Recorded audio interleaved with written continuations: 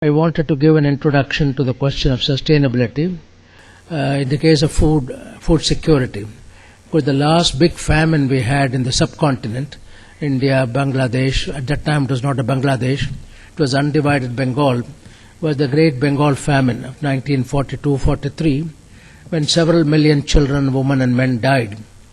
And the Roman philosopher Seneca said long ago, a hungry person listens neither to reason nor religion, nor is bent by any prayer. This is why in some parts of our country, what you call the Naxalite movement and so on, are all associated also with the extensive occurrence of unemployment and various kinds of deprivation. Jawaharlal Nehru, the first Prime Minister, when he took over the Prime Ministership of independent India, he said everything else can wait but not agriculture. The reason again, the backdrop of the Bengal famine was very much in his mind. Well, I am cutting a long story short from the time we had the Bengal famine to the time Indira Gandhi announced in 1968 the wheat revolution. She released a special stamp. The wheat revolution stamp shows how there was a quantum jump in wheat production. It was not a small incremental 3%, 4%. It was a doubling of wheat production. And that is why it was called a wheat revolution. And the picture of the stamp shows the library building of the Indian Agricultural Research Institute here in New Delhi in order to symbolize the role of science. Green Revolution really represents the synergy between technology and public policy. Technology alone cannot make much of an impact unless there is a public policy. For example, today we are very proud of our Indian Space Research Organization. Chandrayaan, normally what happens is the political decision is that our ISRO should develop technology for landing on the moon and impact a probe. And rest of it science does. That's what Kennedy did in the United States. In the early 60s, he said before the end of the 60s, an American should land on the moon. That was all the political decision. But then the technical people converted their political decision in reality. After all, Armstrong landed in moon in 1968. 2 years, of course, Kennedy didn't live to see what has happened. This is what is called a mission mode, and the technology and public policy. Now, the origin of this wheat revolution can be traced to a hybrid made in the Norin experiment station in Japan. It was an interesting cross made by Dr. Gonzalo Inuzuka in 1935 when he obtained semi-dwarf varieties of wheat which had dwarf height but long panicle. The panicle was long. I am mentioning it because we had an earlier wheat called the Triticum spherococcum, called the Mohenjo-daro wheat. Because it was held, the kernels were found in Mohenjo-daro excavation. But there, the plant was small, the head was also small. Here, for the first time, a small plant but long panicles. And this was used in the United States by Orville Vogel in Washington State to develop a variety called Gaines. The same genes were used in Mexico by the famous Dr. Norman Borlaug, who later on got the Nobel Peace Prize. The difference between Vogel and Borlaug was Vogel's varieties were all what we call winter wheat. They require long days and mild temperature. Ours are Rabi. Now it is November. We have started the Rabi season. It is more short days and of course milder temperature. These are equal to spring wheats of the West, and Borlaug's wheats were spring wheat. We received the material in 1962-63, dwarf stature coupled with long panicles at the IRI. We developed what we call a 5-year plan. It is published as 5 years of research. It is not part of the Planning Commission 5-year plan. It was our own scientist 5-year plan. We developed our own 5-year plan. The first was invite Dr. Borlaug, 63-64, national demonstrations in farmers' fields, 64-65, selection of material, then finally 67-68.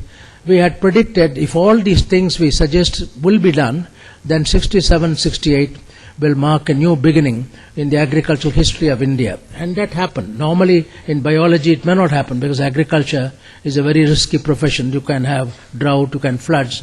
But it so happened, for the good fortune of the country, it happened that the 5-year plan exactly like Chandrayaan went also. It exactly went in the same way and got it. Now, the reason for this revolution was a green revolution symphony. I am mentioning it today because there is frequent talk of second green revolution, why are we not having green revolution and so on. The green revolution or any revolution can come only if you've got all the links in the chain completely in place. For example, the 1968 green revolution was because mutually reinforcing packages of technology, of services, public policies, particularly with reference to input-output pricing, marketing, that is assured and remunerative marketing holds a key. And above all, you and I may talk about agriculture, but who produces foods? The farmers who work in sun and rain, farmers like. In fact, the Green Revolution was really spearheaded by Sikh farmers of the Punjab, in whose blood, I say, farming is in their blood. Extraordinarily dedicated farmers, one of those farmers who undertook a national demonstration. The historical importance of this achievement is Indian farmers achieved as much progress in wheat production in 4 years as during the preceding 4,000 years, from Mohenjo-daro to 1947. It was also even before the Green Revolution started. The Green Revolution started in the United States in the early 40s with hybrid corn or hybrid maize. That was the first major breakthrough, scientific genetic breakthrough, which can give yields much higher than the previous varieties. The hybrid corn then started the use of fertilizer, pesticides and so on. And you all know Rachel Carson's famous statement, Silent Spring in 1962. And Albert Schweitzer, when he read the book, he said, man has lost the capacity to foresee and to forestall. He will end by destroying the earth, destroying the earth. And that was his. Now in 1967, when I used to travel a lot in Punjab, villages, Haryana, what we call the heartland of the Green Revolution, Punjab, Haryana and Western UP, I found farmers were very enthusiastic and they wanted another even shorter plant called triple dwarf. There was sort of clamor for hypothetical triple dwarf wheats and they were applying wanted to apply too much fertilizer, wanted to get 10 tons instead of 5 tons. Then my address at the Science Congress in Varanasi on January 3rd, 1968, I gave a talk on sustainable food production. Intensive cultivation of land without conservation of soil fertility and soil structure would lead ultimately to a springing up of deserts. In other words, soil health destruction, overutilization of groundwater, depletion of the aquifer, excessive use of fertilizers, pesticides, and also replacement of local varieties with 1 or 2 genetic strains, because genetic homogeneity enhances genetic vulnerability to pests and diseases. And so this was the beginning of what you may call a movement for Evergreen Revolution. Soon afterwards, the United Nations, after the Stockholm Conference, had set up a commission under Gro Harlem Brundtland, who was Prime Minister of Norway for many years, also WHO, World Health Organization Director General. It was called Our Common Future.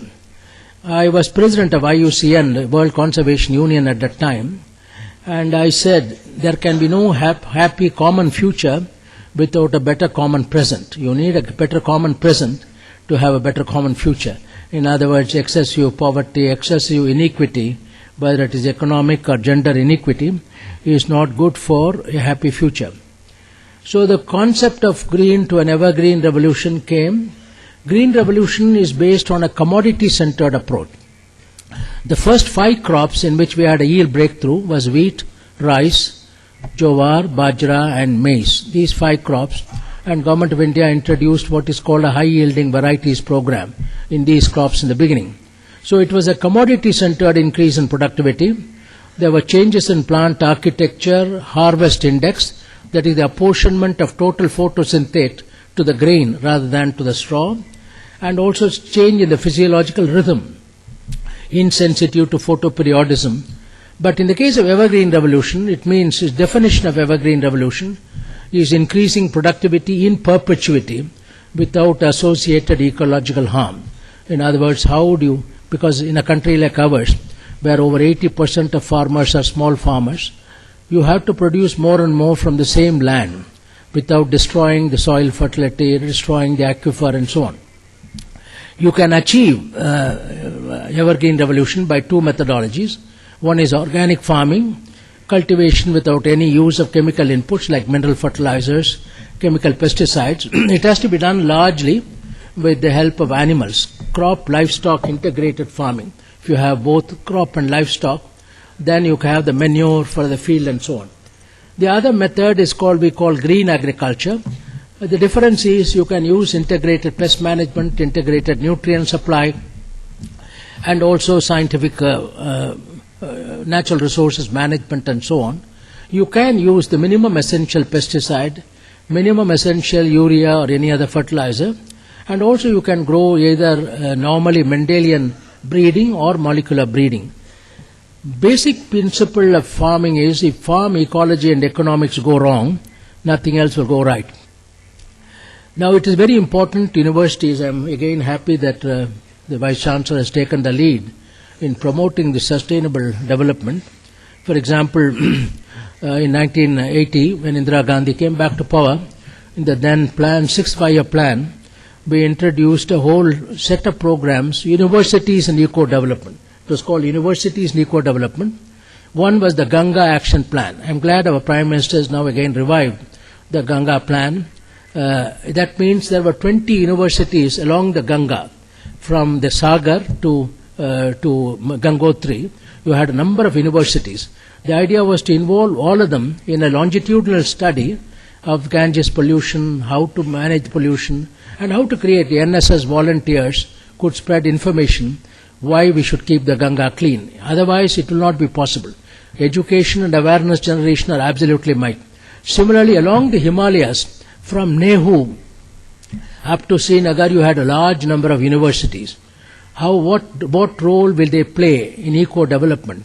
It is not each individually, but a coordinated action plan in which all of them, both the faculty and the students, will take part in Himalayan ecosystem. Similar one on the Western Ghats. Along the Western Ghats, starting from Pune, the university at Pune, you go on Mangalore, all of them universities, combine them. Knowledge, traditional knowledge was mentioned by the Vice Chancellor, large number of varieties. One of the basic principles of Evergreen Revolution is genetic diversity. Genetic diversity, I mentioned earlier, genetic homogeneity is not is not conducive to sustainable agriculture. These we call tribal people, they are very, very knowledgeable. They live with nature. For example, this lady in Orissa, the Koraput region is a center of origin, a center of diversity of rice. There are large number of varieties of rice there. Thanks to people like her, what she does is before the grain becomes ripe, she harvests and keeps it. Otherwise, they will scatter, the dispersal of seeds. You will not be able to harvest it. She knows exactly when. This lady, for example, maintains so many varieties of rice. We have a farmers' rights database like this Surudan. All these varieties have tribal names. Tribal taxonomy is a value-added taxonomy because it's taxonomy plus the purpose for which the variety is grown.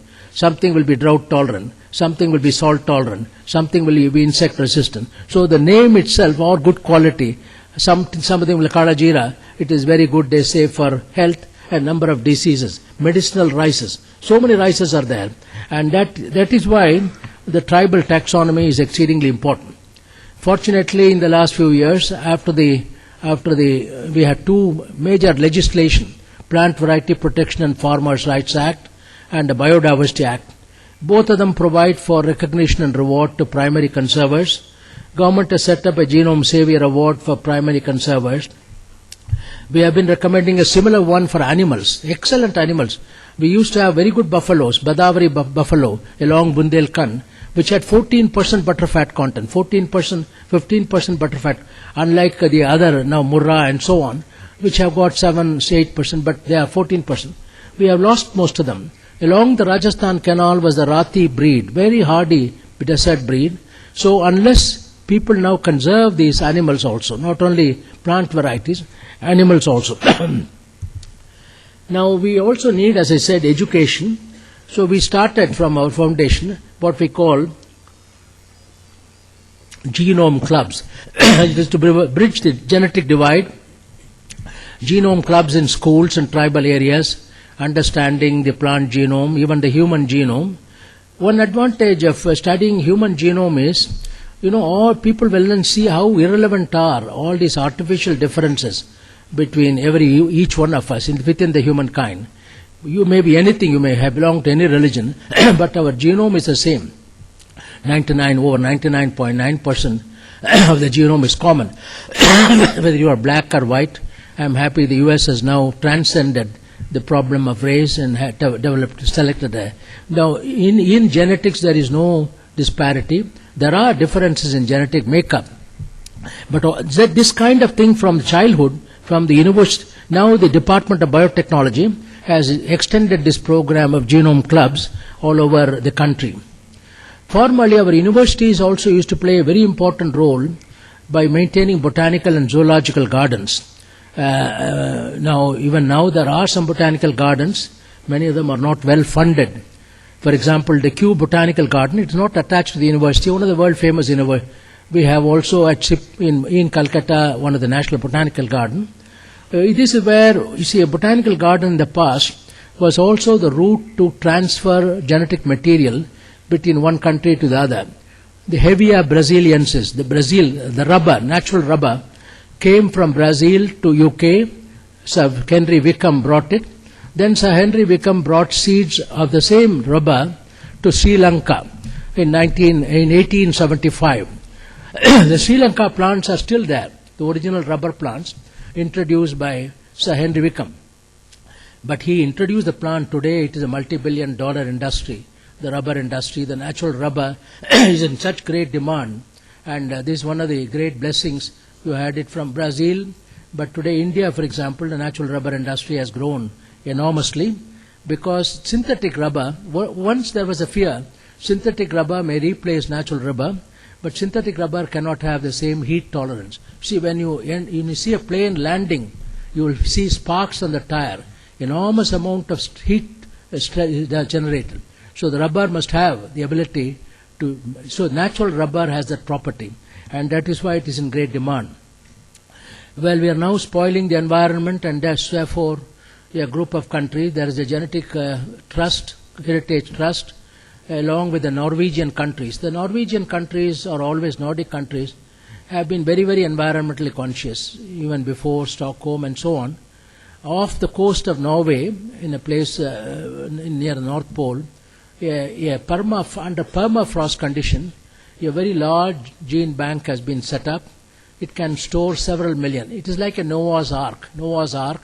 When you have lost everything, you are kept somewhere. There are gene banks in our own in Delhi. They are the National Bureau of Plant Genetic Resources, which has also a capacity for nearly 1 million seed samples can be maintained there. In other words, these are called ex situ conservation. It is no compensation for in situ. Ex situ is only preservation under ice and cryogenic condition. But in situ is both preservation plus evolution. It is all the time evolving. That is where the actual conservation comes in. Now, we need to have, for a sustainable agriculture movement, need some large areas where we can show how sustainable agriculture or evergreen revolution can be practiced. We called it a special agricultural zone where there are ecological problems. How to convert it into a sustainable agricultural system based on the principles of ecology, of economics, equity, employment, and energy, renewable energy. For example, the Rajasthan Canal, or the Indira Gandhi Canal, as it is now called, is a good example. It's a really technological marvel in the sense our engineers from Roorkee and other places could design the canal, take the water. But if you go there on either side now, there are large number of ecological problems. There is siltation of the canal, there is salinization of the area. This has to be maintained in an ecologically sound way. This is why I said this can be an arid zone, special agricultural zone, where you can demonstrate the evergreen revolution. In spite of our green revolution, in spite of all the progress we have made, India is the home for the largest number of undernourished people. It's very unfortunate. On one hand, we have advanced technologically. On the other hand, we are still the largest number of hungry persons. More recently, the International Food Policy Research Institute had published a state hunger index they are showing the Madhya Pradesh as the worst of the affected here. This morning, addressing the sanitation conference I mentioned, there are three aspects of food security. One is availability of food in the market. We are all right there. Access to food economically, purchasing power. That is also improving with the NREGA, National Rural Employment Guarantee Program. Even those who have no money at all are able to buy food. But where we are not making progress is the absorption of food in the body. In other words, sanitation, environmental hygiene, and associated primary health care. Enormous load of intestinal infection, unclean drinking water, and sanitation. So that availability, access, and absorption can be solved only by better sanitation, environmental hygiene. I think that must be the reason why our hunger is still very stubborn. It always puzzled me. Why is it, in spite of all the PDS, public distribution system, ICDS, noon meal program, NREGA, why our figures are not going down in hunger? Marginally they go in percentage, but not in numbers, because we are still adding to the population, 16 to 17 million people every year. So it is important, therefore, to look at this in its totality, and magnitude of the malnutrition problem is very serious. Almost 50% of under 5 children are malnourished. Under 5, underweight. 20% children are born with low birth weight, with consequent disabilities in brain development, cognitive abilities, in a knowledge era, and so on. I don't want to give you more sad data, but the fact remains that we must be conscious of the fact that a very large number of our countrymen, our own brothers and sisters and children, are having serious problems in terms of adequate nutrition. And that is not only because of lack of food in the market. Because Sub-Saharan Africa and South Asia are the two major hunger hotspots of the world. Sub-Saharan Africa, there is a problem of availability, but not in South Asia. South Asia is not availability, but now we can, for example, even with an enormous amount of genetic variability, our agro-biodiversity is very rich. We have problems like vitamin A deficiency, minerals, iron, iodine, and so on, but we have a whole set of vegetables, fruits, and which can what we call horticultural remedy for nutritional maladies. So the National Horticulture Mission, one of the things we will do, Dr. Ashok Pillai, in the course also, is to indicate how, using the big missions, National Horticulture Mission is 20,000 crore mission, how do you mainstream, will run a course for home science graduates to influence their own areas. How do you really mainstream nutrition in the horticulture mission? So that the horticulture mission is not to grow some banana for export and so on, but it is also to address the immediate nutritional requirement of our own children, particularly micronutrient deficiency. The community food and water security system ultimately is the most sustainable. If your community will take it up, develop a gene bank, technically called in situ on-farm conservation of land races, seed bank, grain bank. I find the audience to Professor Suman Sahai. She has developed such banks in Jharkhand and Uttarakhand. It's a very important method of helping people to develop their own self-reliant methods of food security. The grain bank, the seed bank, water bank, so that water security. Well, more recently, last year, a year ago, Sharad Pawar, the Minister for Agriculture, announced a new policy for farmers, national policy for farmers. Neither in colonial period nor in independent India, we have had a policy for farmers. We have had policies for agriculture, for farming, not for farmers. The first policy in the whole in both colonial and independent history, there's a farmer. What does it say? The most important point is, how do you improve the economic well-being of the farmers? In other words, measure progress of farming through increase in the improvement of income of the farmers, the real income of the farmers. It's all right for you and me, so many million tons, but the farmer, the individual, requires their own income. They don't have a pay commission and so on. They have to have also some income. This is why the income orientation through value addition and through proper. The other thing is provide adequate opportunities for non-farm employment. Today, there are 60% of our population is agriculture. That is not sustainable over a period of time, because we were 75% when we had a population of 300 million, just before independence. When we were 30 crores of people, 75%. Now 60% of 1.1 billion people, 1.1, almost double the population of India when we became independent. It is not sustainable over a period of time. My own view is by 2020, 2025, we should bring down the number of people directly working in the farm, ploughing and so on, to about one-third of the population. I don't think we can go beyond it. Although industrialized countries have 2 to 3%, they started long ago. Modern industry is not very job-oriented. They have more jobless growth. And jobless growth is joyless growth. But we have to bring more non-farm employment through agro-processing, value addition to primary products and so on. And there are two special categories. Youth, the majority of our population are young people. They are not attracted to farming. Even the elder people, 40% of those interviewed by the National Sample Survey Organization said they would like to quit farming if they have an alternative opportunity. If there is an opportunity to do so, they will quit farming. Where will they go? They can't go, and except come to slums in cities and so on. Youth will be attracted to farming only if farming becomes intellectually satisfying and economically rewarding. Similarly, increasing feminization of agriculture. If you go to Uttarakhand and so on, men have gone to add some income to the family. You take Vidarbha, all the widows, people are farmers. The large Mahila Kisan number is growing in this country, but there is no policy at all for women farmers, the support systems which they require, and so we must have. And then finally, of course, we must safeguard the ecological foundation for sustainable agriculture. So what kind of paradigm shift you require from green to an evergreen revolution? First, research strategies to meet the challenge of diversity of farming system. Don't have the same agronomy everywhere. Suit it to location-specific condition. Diversity of farming conditions and agroecological, socio-economic, social, cultural condition.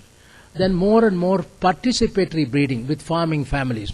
For example, in Koraput, a variety Kala Jeera was developed, an improved variety of strain of Kala Jeera was developed purely by participatory breeding with tribal women and men. Participatory knowledge management, so that you combine frontier knowledge with traditional wisdom, the ecological prudence of the past is combined. Proactive advice on land use based on home needs, nutritional deficiencies, and market opportunity. From a cropping system to a farming systems approach, the difference is cropping system involves crop, say rice-wheat rotation. But farming system includes animals also. It may be a poultry, it may be small ruminants like sheep or goats, or it may be large ruminants like buffalo and cow. It's a mixed farming system. It used to be common before, gradually it has gone, so it is necessary to have a farming systems approach.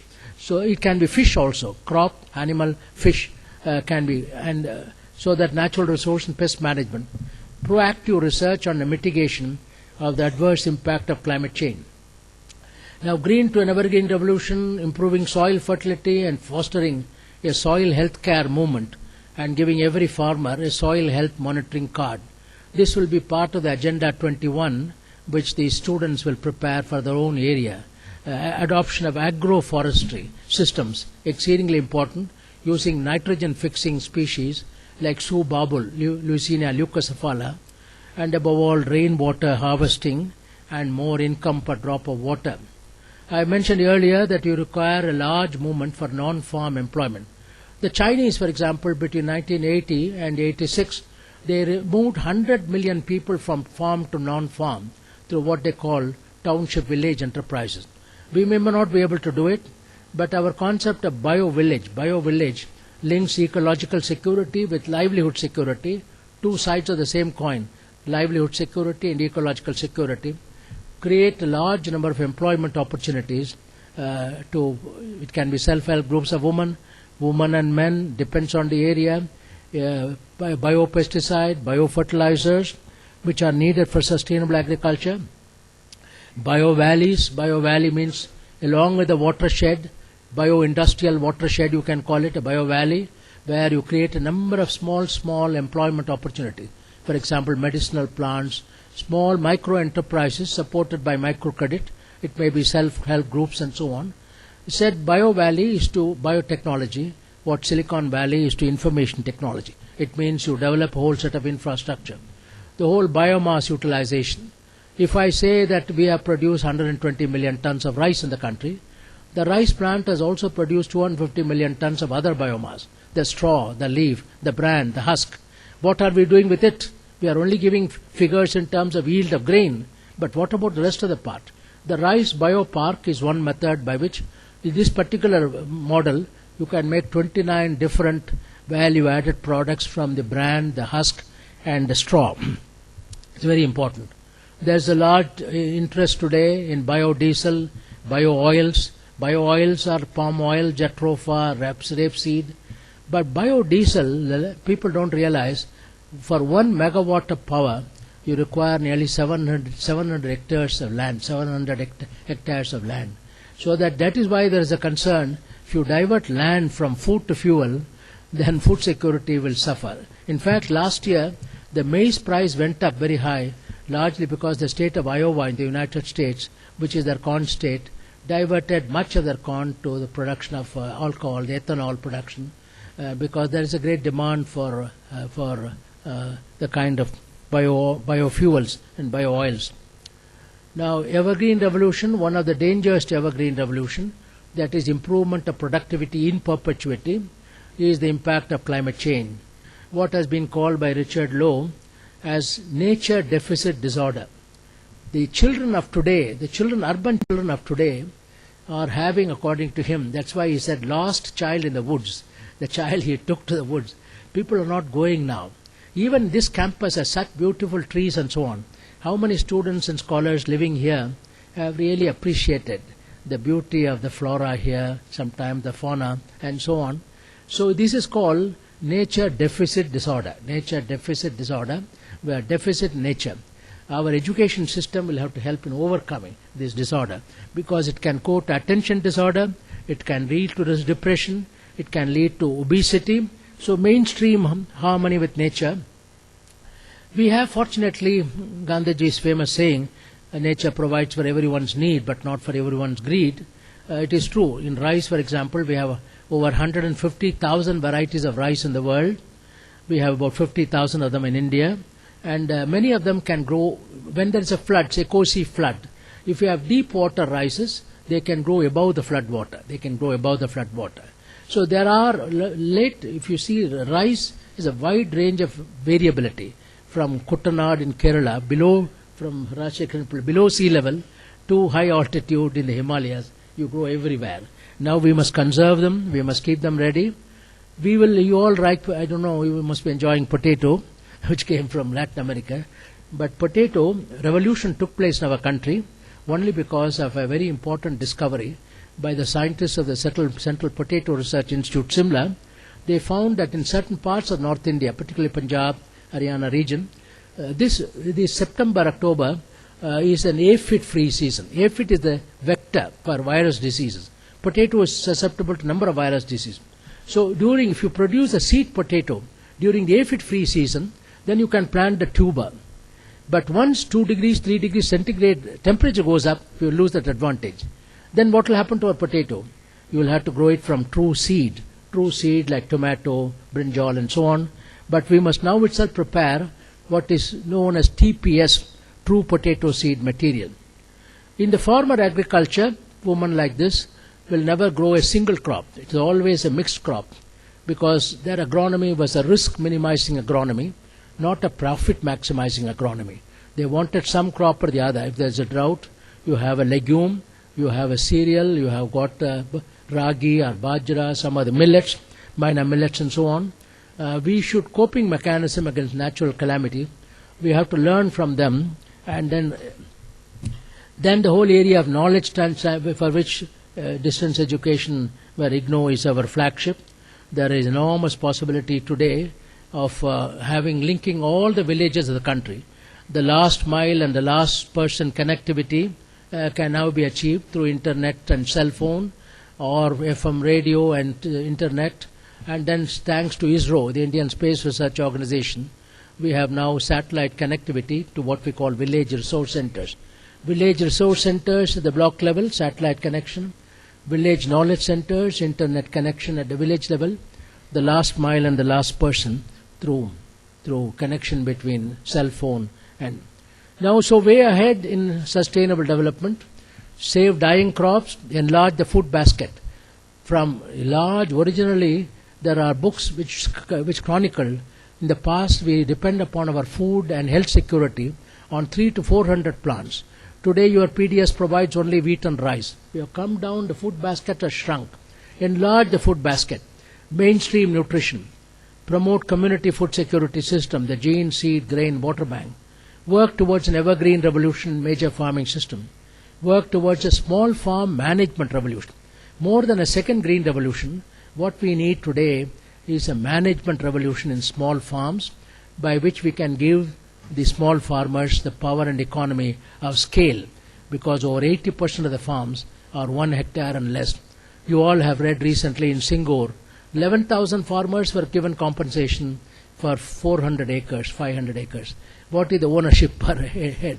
So it is getting a very small fragmented farm. It is important to have a small farm management and attract and retain youth in farming, empower women in agriculture.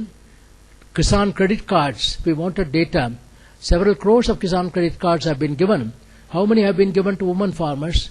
NABARD said they don't keep data, gender disaggregated data, but privately said there may be 2 or 3% out of the whole card. Therefore, it is important to see that women farmers get credit and so on.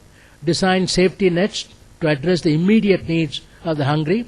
And finally, give attention to clean drinking water, sanitation, primary health care. Coming back once again to the indigenous knowledge systems, in 1989 I was asked to develop a proposal in Guyana, the British Guyana, in the Caribbean region, and the then president gave 1 million acres of prime rainforest to the Commonwealth for demonstrating what is meant by sustainable management of rainforests. The president said, everybody, experts come to me and say, Mr. President, you must manage your forest sustainably. So he said, Mr. Expert, I give you land, you demonstrate what is meant by sustainable management of rainforest. And that was very clever of him. He gave 1 million, not a small amount, million. He has got 17 million acres of rainforest. So when I went there to the forest, I saw the Amerindians, they are called. There are 3 groups of ethnic groups there. The Indo-Guyanese, the Afro-Guyanese, and the Amerindians. Indo-Guyanese are about 47%. The president of Guyana is an Indo-Guyanese. Afro-Guyanese about 43-42%. The remaining are Amerindians. This Amerindian song, when translated in English, means the sky is held up by trees. If the forest disappears, the sky, which is the roof of the world, collapses. Nature and man then perish together. To say that you should not cut trees. So I made this man director of the campus. And some of my colleagues objected. He has not got university education. I said, doesn't matter. He knows about forests than any of us can do. He became the director of this campus, the Ivokrama campus, this Amerindian chief, the Amerindian chief. Look at again when we had tsunami, December 26, 2004, we had a tremendous problem, but the mangrove forests, wherever there were mangroves, they acted as a bioshield, a speed breaker, so that the tsunami did not. Wherever there were mangroves, people were saved. Again, as an illustration of ancient wisdom, if you go to the temple at Chidambaram, Lord Nataraja, the cosmic dance, you find there is every temple has a temple tree, and this is Exocaria agalocha, a mangrove. Why did the people who built a Chidambaram temple choose a mangrove as a temple tree? Obviously, they must have had tsunamis or other kinds of problems earlier, and they found this was a savior. You see, whether you go to a sacred grove or a sacred tree, you find there's a reason for it, for the choice of the tree. Some people have studied it, anthropologists and so on. Ultimately, the population supporting capacity of our ecosystem is being exceeded in many parts of India. We are overpopulated in many areas. The pressure of population on land and water is becoming a difficulty. This is why a contemporary of Malthus, Condorcet, said that population growth can be limited if people have a duty towards those who are not yet born. Their duty is not to give them existence, but to give them happiness. Very important. The happiness. This morning I congratulated the Bhutanese minister, one country which has developed an index called gross national happiness, not gross national product, GNP or GDP, but GNH.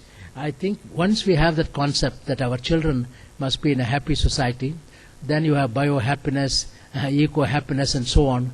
You have that nature deficit disorder will go away and we'll have more and more. No. I call this the philosophical underpinning of the Evergreen Revolution. Modern man must re-establish an unbroken link with nature and with life. He must again learn to invoke the energy of growing things and to recognize, as did the ancients in India centuries ago, that one can take from the earth and the atmosphere only so much as one puts back into them. This is the basis of the Evergreen Revolution.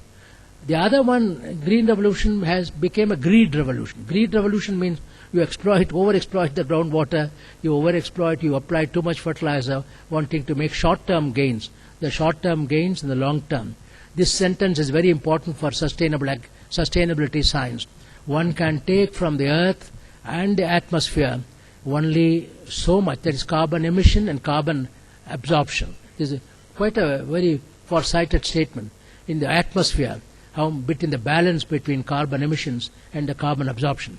In their hymn to earth, the sages of Atharva Veda chanted, and I quote, "What of these I dig out, let that quickly grow over, let me not hit thy vitals or thy hearts." That is the principle of sustainable development. Don't hurt the vitals, that is, don't remove the forests, don't destroy the soil, don't pollute the lakes and water.